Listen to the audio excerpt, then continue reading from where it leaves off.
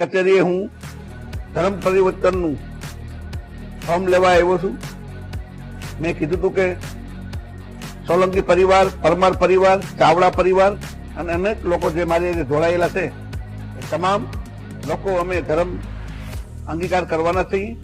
ત્યારે આ ગુજરાતમાં છેલ્લા 25 વર્ષથી ભારતીય જનતા પાર્ટીની સરકાર હોય ત્યારે એસી અને એસટી સમાજ ઉપર અત્યાચાર થતા હોય અને અમે અમારી પેટા જાતિમાં ત્યારે અમને પૂછવામાં આવે કે તમારી પેટા જાતિ શું છે, ત્યારે અમે હિન્દુ લખતા હોય. આ હિન્દુ ધર્મથી કંટાળી અને હું ઇસ્લામ ધર્મ અંગીકાર કરું છું. વાર દલિત સમાજ ઉપર, એસટી સમાજ ઉપર અત્યાચાર થાય છે.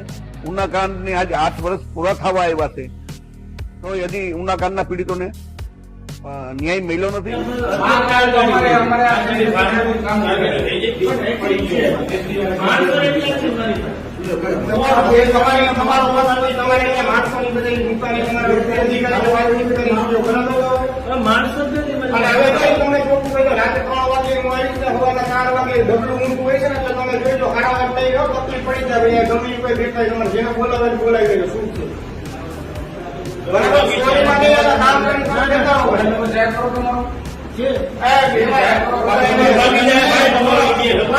બોલો